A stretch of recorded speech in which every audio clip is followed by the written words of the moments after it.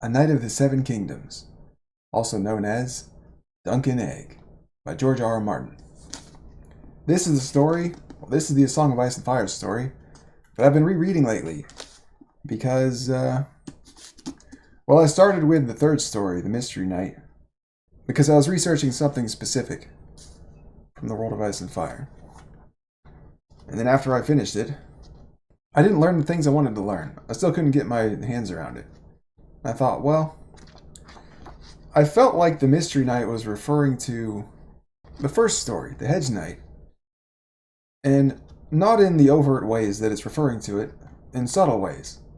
And so I felt like I needed to reread the Hedge Knight in order to get a grasp on how it's doing that, and why, and what it all means.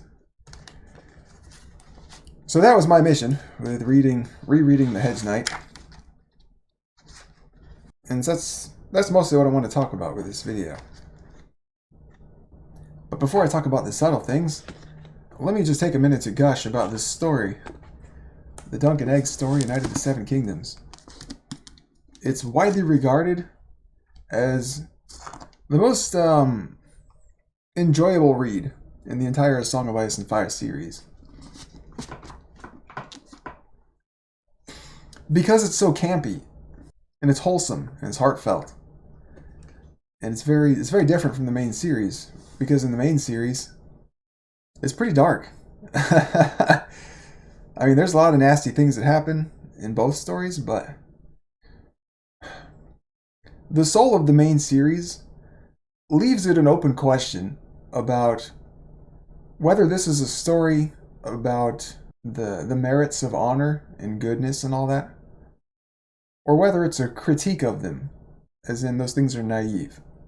I think a lot of the anticipation for the future books, The Winds of Winter and A Dream of Spring, is just that people really want to see how that coin is going to drop, which side it's going to land on. And in Dunk and Egg, it's very decidedly landed on heads. Yes, honor's good. Being good is good. Being selfish is not good. Upholding vows is definitely a good idea. And it's what keeps society together. And people who do that are the heroes. People who don't do that are the losers. And sometimes even the villains. Oh, and the reason I'm wearing this big stupid hat is because Egg wears a big stupid hat just like this. Well, kind of like this in the story. So it goes with Dunk and Egg. And also, like me, Egg is bald. But his is by choice. And he is bald because he's a Targaryen who has the Targaryen look, with purple eyes and silver hair.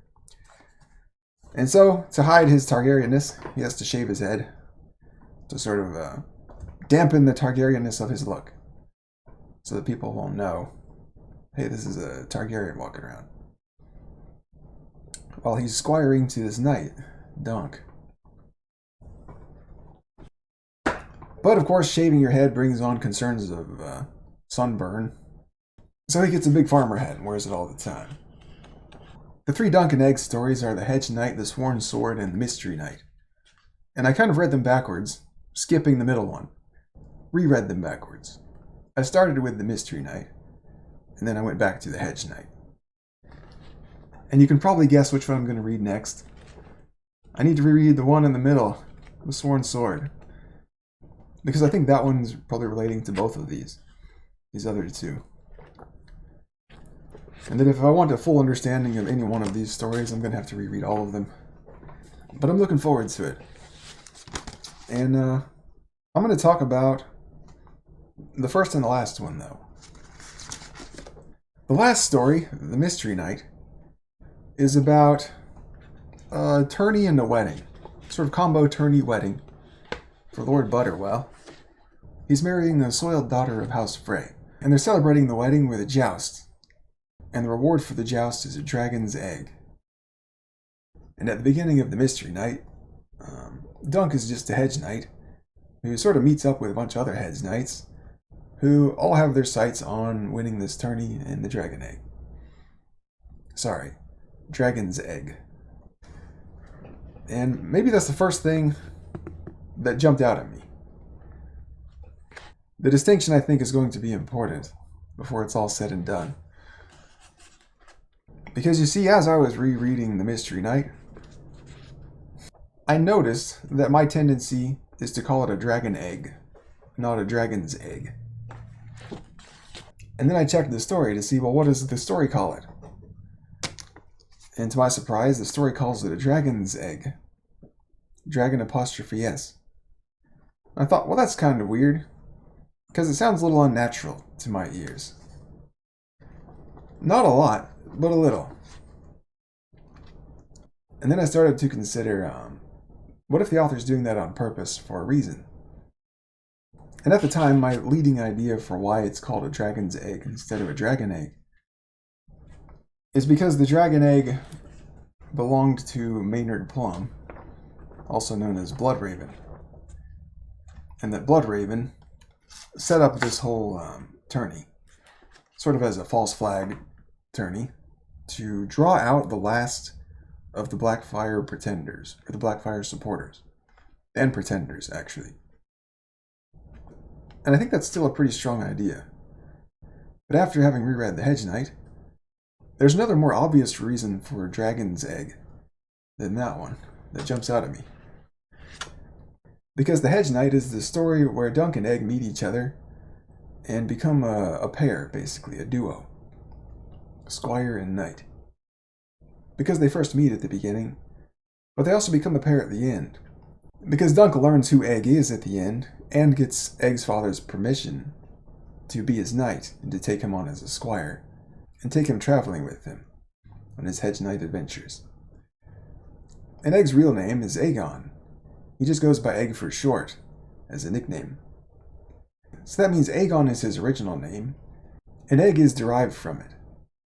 Throughout the story, Targaryens are often referred to as dragons, figuratively, but sometimes they seem to take their dragon symbolism a little too seriously. Like King Aerys the Mad King, who thought that after he was killed he would be reborn as a dragon. Or Aerion Brightflame, who thought that after he drank wildfire he would transform into a dragon. Or like Daenerys Targaryen, who sometimes in her anger refers to herself as a literal dragon. So Targaryen equals dragon is one of the story's most well-established symbolic translations. And because of the way the equal sign works, the reverse statement must be equally true. Dragon equals Targaryen. So dragon and Targaryen are symbolically interchangeable throughout the whole story, and that doesn't mean that every instance of Targaryen or dragon should be interchanged in order to find some extra meaning in it, but it does mean that that's worth considering, to see what new meanings you might find in it. And Targaryens being so prevalent in the Knight of the Seven Kingdoms story, it's jam-packed with opportunities to make that translation from Targaryen to dragon or dragon to Targaryen in order to find new meanings in it that you couldn't see before. And I stumbled across a bunch of them as I was rereading this. Now that we have dragon equals Targaryen, we need Aegon to Egg. And that's pretty easy because Aegon's nickname is Egg. So the phrase dragon's egg could easily refer to Aegon, because Egg is the son of the dragon being either Maekar or just House Targaryen in general. He's a son of Maekar, and he's a son of House Targaryen. And so when Dunk acquired Aegon as a squire, it could be fairly said, with these symbolic translations, that Dunk acquired a dragon's egg. So that's one interpretation of dragon's egg that jumps out at me. That might explain why the author made it dragon's egg instead of dragon egg. And that seems like the most solid interpretation, like the sort of the obvious one. That whatever else is true about it, that one's definitely true. But I think there's probably more to it than just that. But I don't know what yet. So anyway, this Hedge Knight story is referring to the Mystery Knight story, just like the Mystery Knight story was referring to the Hedge Knight story. The biggest way I can see right now that the Hedge Knight and the Mystery Knight are referring to each other is structurally. Consider this.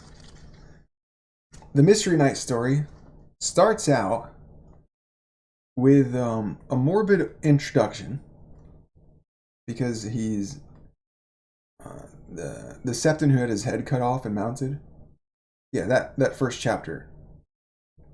It's a very morbid way to start a story, which is unusual, especially in a story that's widely regarded for its wholesomeness, like this one is. Page 233. As they neared the town gates, Egg reined up sharply. Up above the gateway, a traitor's head had been impaled upon an iron spike. It was fresh from the look of it, the flesh more pink than green, but the carrion crows had already gone to work on it. The dead man's lips and cheeks were torn and ragged. His eyes were two brown holes, weeping slow red tears as raindrops mingled with the crusted blood. The dead man's mouth sagged open, as if to harangue travelers passing through the gate below. Dunk had seen such sights before. Back in King's Landing when I was a boy, I stole a head right off its spike once, he told Egg. Skipping ahead, he was a holy man, sworn to the Seven, even if he did preach treason. His hands are scarlet with a brother's blood, and the blood of his young nephews, too. Skipping ahead again, when the town was well behind them, Dunk cleared his throat and said, "Bad business, cutting off the heads of Septons. All he did was talk. Words are wind. Some words are wind, sir. Some are treason." Egg was skinny as a stick, all ribs and elbows, but he did have a mouth. "Now you sound a proper princeling." Egg took that for an insult, which it was. He might have been a Septon, but he was preaching lies, sir. The drought wasn't Lord Bloodraven's fault, nor the great spring sickness either.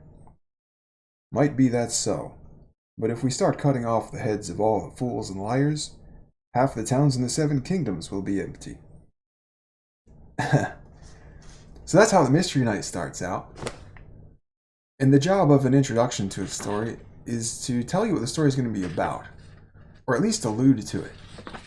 So the intro to the Mystery Knight seems to allude to the idea that, in some way, the Mystery Knight's story is about this tension between speaking treason against the nobility and the king and all that, and cutting off people's heads for saying some words. So, freedom of speech is somehow at the heart of this Mystery Knight story. If you'll read the whole thing, you might be scratching your head thinking, how? How is freedom of speech a central topic in this Mystery Knight story? I don't get it. I've read the whole thing twice. Where exactly in the story does that come up? I guess you could say a little bit all over the place. Just because people are constantly self-censoring for fear of what would happen to them if they said what they actually thought. But not necessarily more so than characters do everywhere else in the series. I mean, everybody's always constantly self-censoring a little bit, distorting what they're saying from what they're thinking in order to accommodate the needs or demands of other people and social expectations, especially powerful people. On the flip side, there's also the issue from the perspective of the royalty, the Targaryens, where if the safety of your family and the stability of your family's rule depends upon people not believing certain things, and certain things being kept secret, what should you do when some Septon is out there mouthing off all of these secrets that you can't afford to have take hold in the population? Just let him do it? Let him do it and your family be damned? Maybe, but maybe not. It is your family, after all. And so that's one of the central tensions introduced at the beginning of the Mystery Knight. That broadcast that the Mystery Knight story as a whole is somehow about that tension. And it's not the only tension in there. There's also a tension between, like, the poor and the rich, the small folk and the nobility. So there's like that'd be the topic of class, I guess. And there's the topic of redemption. Because Dunk goes into a story about his background, where he was this really troublesome street urchin who was chasing girls around with a severed head to scare them and make them kiss it. It's disgusting. And then after the head was too rotten to be of such use anymore, they tossed it into the pots in the pot shops so that people would just have to eat it. Disgusting. And so that's where Dunk began, and this is where he ended up as a very good knight. One of the last few knights who keeps his vows to protect women and the weak. What does that say about redemption? So to judge by this first sub-chapter, this introduction in the Mystery Knight, the Mystery Knight story as a whole is somehow about those three things. The tension between the low class and the high class. The question of redemption. Is redemption possible? Can a bad person be reformed to a good person? And how much should we spend on that? And things like that. And the question of censorship or free speech. Should people be allowed to say what they think, even if it's a threat to those people in power? Or do the people in power have a responsibility to silence certain things? The big parallel between the Mystery Knight and the Hedge Knight that really knocked my socks off was these two paralleling scenes in nature right at the beginning. Oh, there's even like a parallel about Egg's feet for some reason. Like in the Mystery Knight, Egg's washing his feet at the beginning of the story. And in the Hedge Knight, the first story, his feet are filthy. So there's a progression from dirty to clean. So for some reason, Egg's feet are a recurring element right at the beginning of the first and last story. And then there's a progression within the context of Egg's feet from dirty to clean. And the same sort of progression is happening with that nature scene. In the third story, the nature scene is around a campfire. It's a clearing in the woods with a bunch of weirwood stumps. And the Hedge Knights are all just kind of sitting on it, chatting it up around the campfire and sharing stories and food. And somewhere in here, this little group is referred to, I think by Dunk, as the Fellowship of the Hedge. Just sort of in his thoughts playfully. It's not an official title or anything. But it definitely seems to evoke, to me, the Fellowship of the Ring. As if this is Martin saying, this is my version, this is my take on whatever George R. R. Martin thinks Tolkien was doing with his brotherhood, his fellowship. I think these Hedge Knights are somehow George R. R. Martin's take or response to Tolkien's fellowship. And they even have a powerful object in common, where in the Fellowship of the Ring, their group is centered around this powerful object called the Ring. And the same sort of object exists in George R. R. Martin's Fellowship of the Hedge. The powerful object they're centered around is the dragon's egg. They all want to win the tournament and get the dragon's egg. And that's what they're talking about. One of the many things they're talking about, but there it is. And a dragon's egg can represent power, just as such, just like the ring can. Where dragons are obviously like the most powerful thing in the story, and they're the source of the Targaryens' power, the ruling family. And they're coveted by everyone. So, a dragon egg symbolizing power is a pretty ironclad symbol in this series. Simply because dragon to power is an ironclad symbol, and then a dragon egg is the source of a dragon. It's the origin of a dragon. Page 259. The Fellowship of the Hedge had not survived the night. It was plain to see. So there's the Fellowship of the Hedge line. Sir Glendon kept his own company, prickly and sullen. Kyle the cat judged that it would be midday before they were allowed to board the ferry, so he detached himself from the others to try and ingratiate himself with Lord Smallwood, with whom he had some slight acquaintance. Sir Maynard spent his time gossiping with the innkeep. So the fellowship kind of breaks up immediately, but it kind of doesn't break up, because throughout the story, all of these hedge knights kind of help each other, and they're sort of in this unacknowledged alliance of like, yeah, we're all kind of in the same position. We're barely allowed to attend, being hedge knights, and we're all very hopeful to prove ourselves, and we're the underdogs at the tournament. So they're united in that way. And the same sort of unity happens in the paralleling nature scene in the first story, The Hedge Knight, where that's the scene where Egg shows up.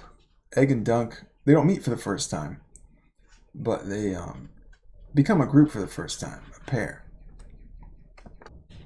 Page 21. What are you doing here? Cooking a fish, said the bald boy. Do you want some? I meant, how did you get here? Did you steal a horse? I rode in the back of a cart with a man who was bringing some lambs to the castle for my Lord of Ashford's table. Well, you'd best see if he's gone yet, or find another cart. I won't have you here. You can't make me go, the boy said, impertinent. I'd had enough of that inn. I'll have no more insolence from you, Dunk warned. I should throw you over my horse right now and take you home. You'd need to ride all the way to King's Landing, said the boy. You'd miss the tourney. King's Landing. For a moment, Dunk wondered if he was being mocked. But the boy had no way of knowing that he had been born in King's Landing as well. Another wretch from Flea Bottom, like as not, and who can blame him for wanting out of that place? So Dunk sort of lets him stay, and his reason is that Sir Arlen of Pennytree did the same thing for him once upon a time. And he owes his leg up in life to Arlen doing that. And so he thinks by taking on Egg, he's sort of repaying that debt. Dunk sleeps out under an elm tree beside a pool of a stream, I think, in the grass. And so the scene is a private spot in nature with a tree over a grassy area and a water feature. In the first book, the water feature is a stream. And in both stories, it's kind of Dunk's home base. In The Hedge Knight, he returns to this area regularly to sort of regroup. And in The Mystery Knight, he doesn't return to the nature scene, but he returns to the people from the nature scene who came with him, the other Hedge Knights. And so the progression is something like Dunk's alliance with nature to Dunk's alliance with other people. Another progression is from elm tree to weirwood tree, because the stumps in the Mystery Knight scene are weirwood stumps. It looks to be a weirwood grove that was cut down, and there's several of them. And there's a regular tree that's not a weirwood. So the progression goes from one regular tree, I think it's an elm, to one regular tree plus some weirwood stumps for your friends to sit on. The progression of the water feature goes from a pool in a stream bend in the first story to a lake in the third story. So even the water got bigger. So in both scenes, a group was established and the group got bigger. In both scenes, trees were established and the trees got more numerous, more powerful. In both scenes, a water feature is established and the water feature got bigger. And in both scenes, an alliance was established, and the alliance spread out into the rest of the story. And the alliance grew from one with nature to one with the nature of other people. And for me personally, all of those parallels were not actually enough to establish that this is on purpose and for some big reason, right? Like, alright, it's just nature stuff. If that's all I got, I thought, well, it's mostly just nature stuff. You can probably find that in a bunch of other scenes throughout the series. But there's one more parallel that really sells this whole set of parallels to me. And it's the dragon. He sat naked under the elm while he dried, enjoying the warmth of the spring air on his skin as he watched a dragonfly move lazily amongst the reeds. Why would they name it a dragonfly? He wondered. It looks nothing like a dragon. Not that Dunk had ever seen a dragon. The old man had, though. Dunk had heard the story 100 times, how Sir Arthur had been just a little boy when his grandfather had taken him to King's Landing, and how they'd seen the last dragon there the year before it died. She'd been a green female, small and stunted, her wings withered. None of her eggs had ever hatched. Some say King Aegon poisoned her, the old man would tell. The third Aegon, that would be. Not King Daeron's father, but the one they named Dragonbane. Or Aegon the Unlucky. He was afraid of dragons, for he'd seen his uncle's beast devour his own mother. The summers have been shorter since the last dragon died, and the winters longer and crueler. When I read that, I thought, what's this dragonfly for? Why is the author having Dunk, a characteristically dumb guy, wax philosophically about the name of a dragonfly? You could just say world building, right? But world building can explain everything in this story. And so, to me, it's a meaningless explanation. Something that can explain everything isn't really explaining anything. Because an explanation that can explain everything isn't specific enough to explain anything, really. So that's an interesting question. Why would they name it a dragonfly? Like Dunk thinks, it looks nothing like a dragon. Not that Dunk had ever seen a dragon. And that line's funny, because at least in Dunk's world, dragons are a real thing. But in our world, they're not.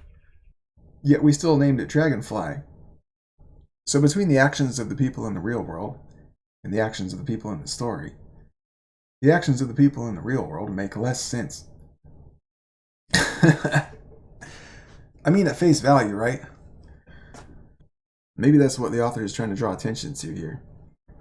Sort of trigger our self-awareness that we're reading a story and that we're kind of silly for doing so. So anyway, the dragonfly has dragon in its name, but it's obviously not literally a dragon. But having dragon in its name, that can establish that it's a symbolic dragon. It's just a really big fly, kind of like a dragon is a really big flying animal. The biggest, really. I'd be hard-pressed to think of a fly that's bigger than a dragonfly. Even though a dragonfly, in scientific terms, may not technically be a fly. I don't really know.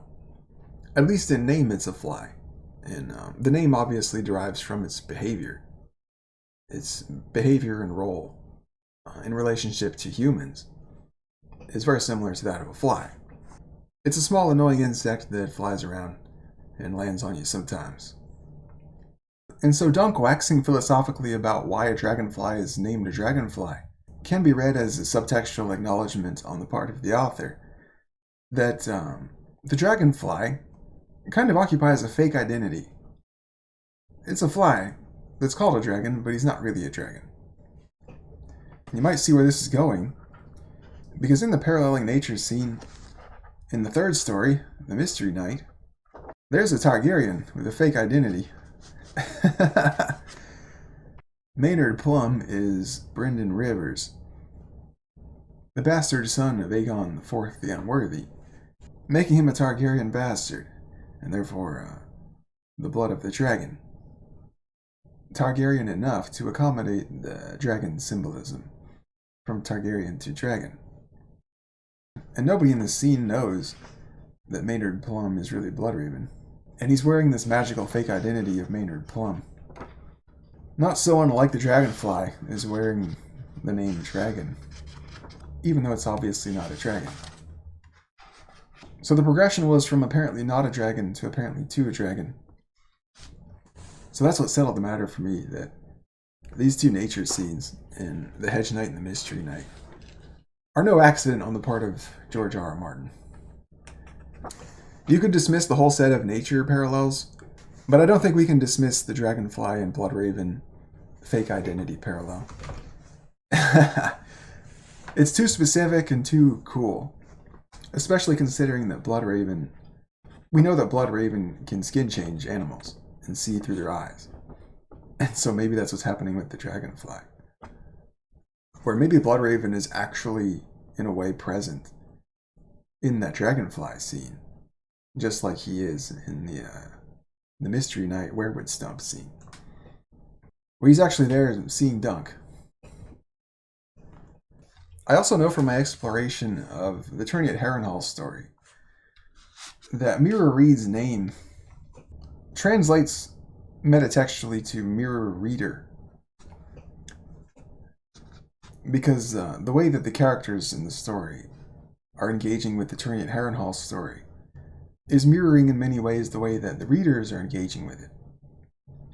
And what are the chances that the character telling the story, her name sounds like Mirror Reader?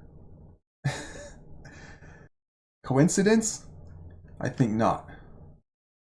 So apparently the creation of Mirror Read, and probably House Read as a whole, in the author's mind, has in its essential character something to do with mirroring the readers. So when I come across the line,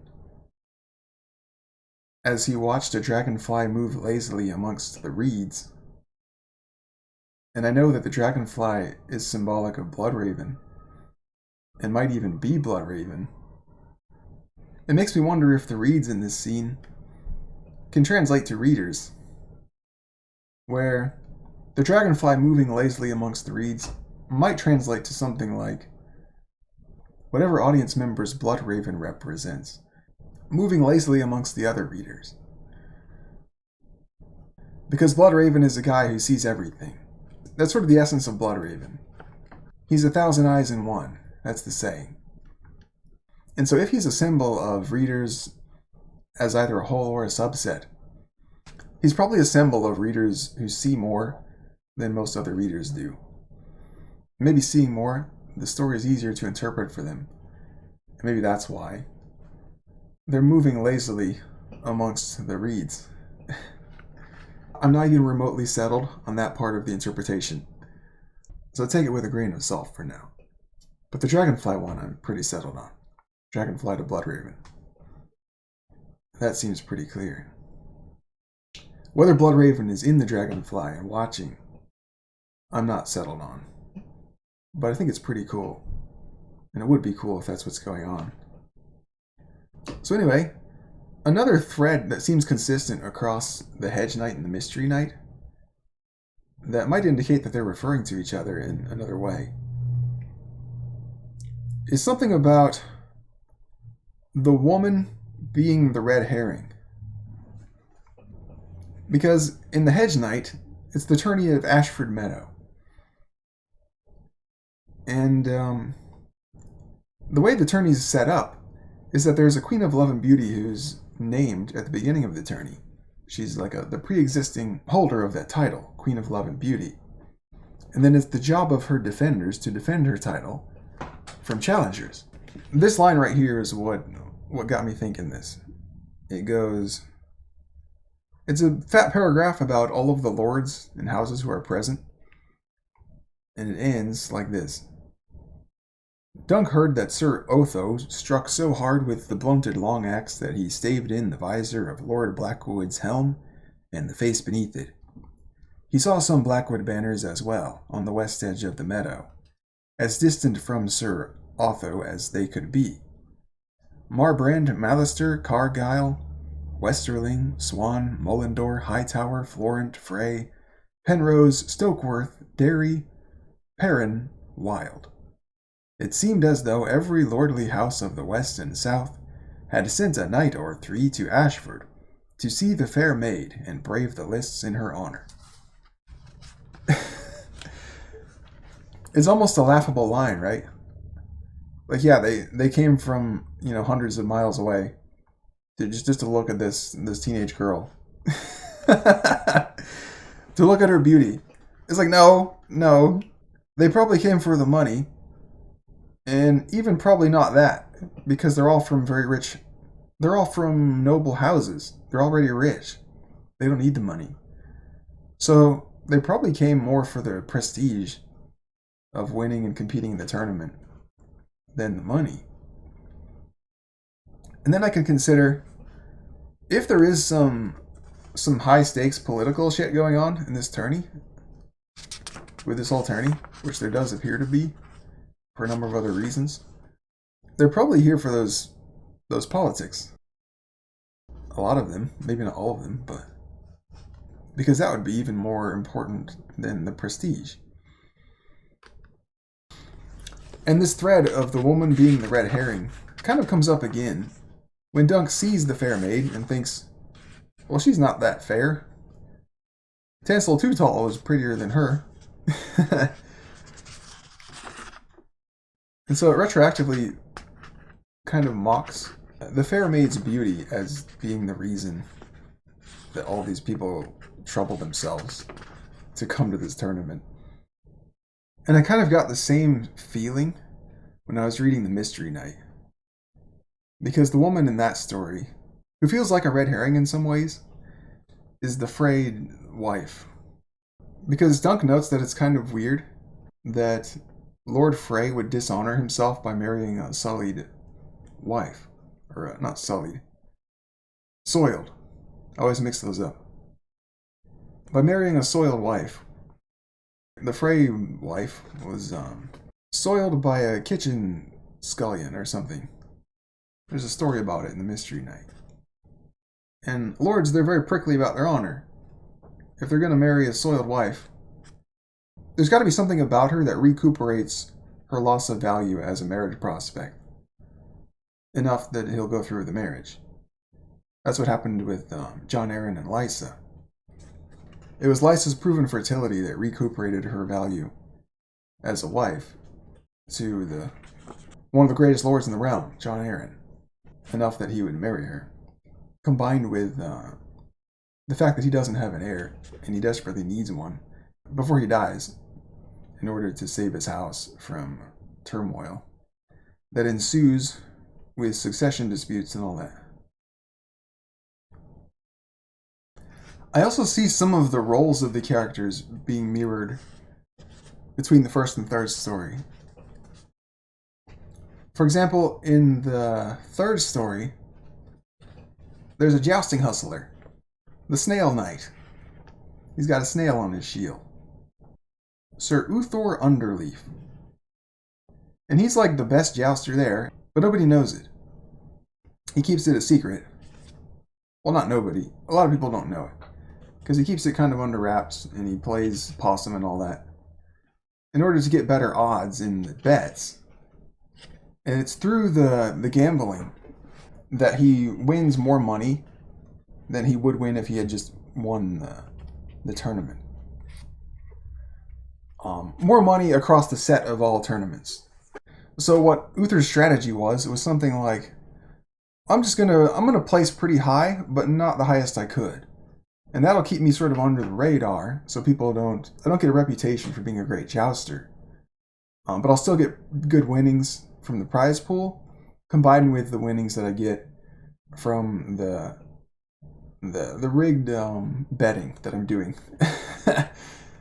So he's a total hustler. He's just out for the profit. It's so funny. I love that character. But there's another character just like him in The Hedge Knight. Who was it? He's not a hustler, but he's like the best jouster there, and everyone knows it. Everyone kind of knows it. Dunk doesn't know it until Egg tells him.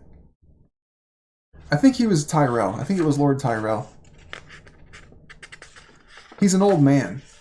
And so he's kind of got that same quality as the Snail Knight, Sir Uther, where to look at him, you wouldn't think he was a great jouster. You'd think, oh, I want to go against him. He looks like someone I can beat.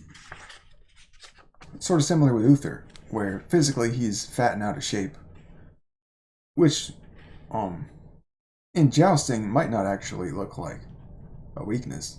Like, if he weighs so much, he might be hard to knock off his horse.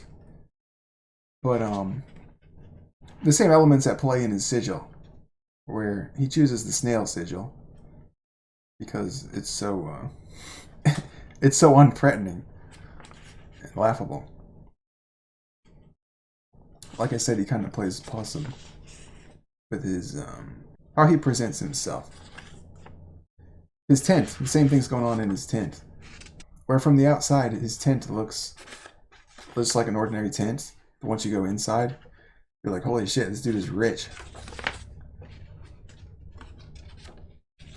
He's living large in here.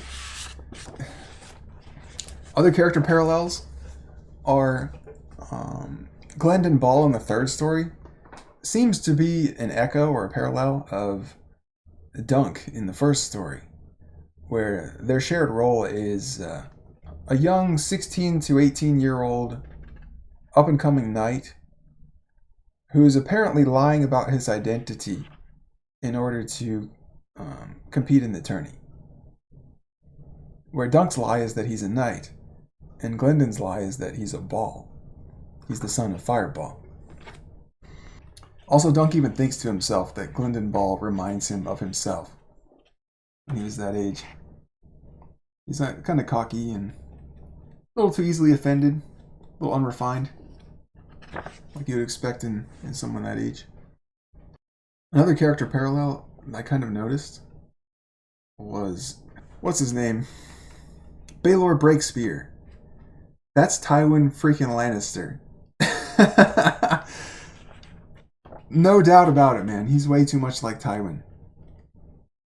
He's the hand of the king. Not everybody likes him, but everybody respects him. He's hyper competent. He's a knight. That's what it was, mostly. His competence centers around his ability to handle people. The first time we meet Tywin, I think the first time, is when Tyrion goes into that meeting that Tywin and Kevin are having about war. Is when Tyrion returns with his Mountain Clan men. And we get to see that Tywin's really good at handling people. And he's really careful not to treat people who are lower than him like they're worthless. He'll respect their titles and their status. And even make them feel like he actually cares about them. He'll ask questions about who their father was and where they come from.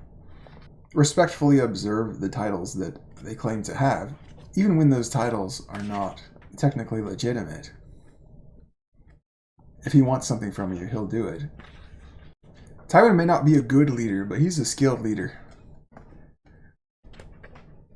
And I think even in a lot of ways he's a good leader. Though not in every way, obviously. Well, here's another parallel. Oh, this one's kind of obvious. The first story and the third story have tournaments. Jousting tournaments. How's that for parallel?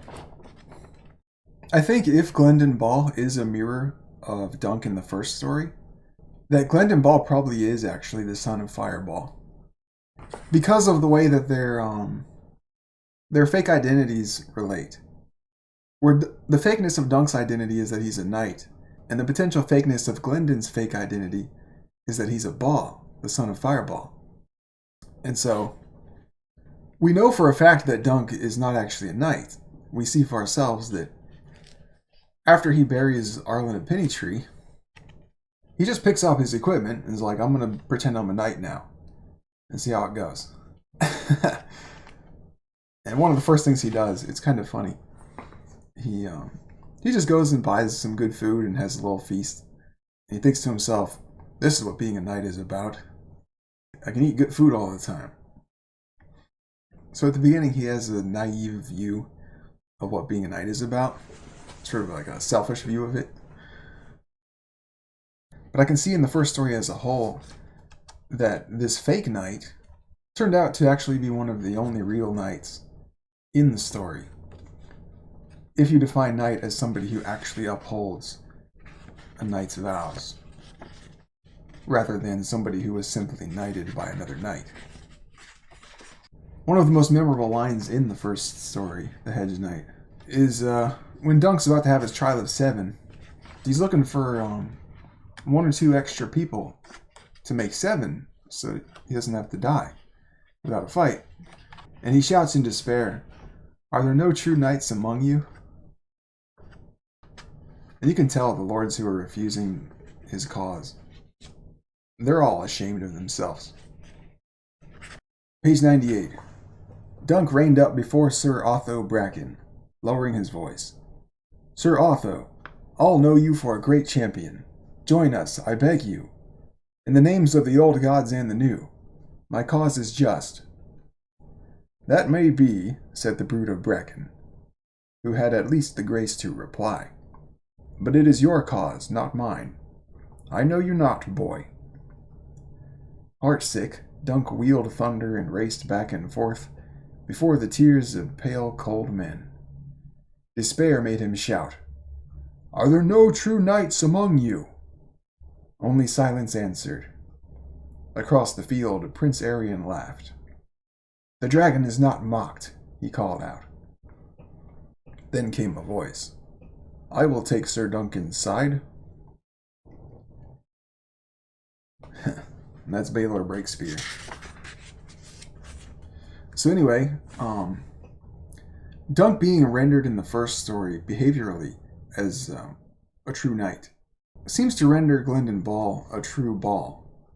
If I'm right that Glendon Ball in the third story is a mirror of Dunk in the first story.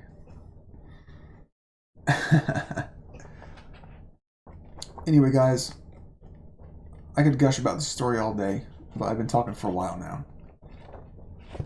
I better cut it off here. This episode was not very structured, so sorry about that. I just wanted to get out some of my initial thoughts on this Dunk and Egg reread. Anyway, thanks for watching. That's all for now. I'll see you next time.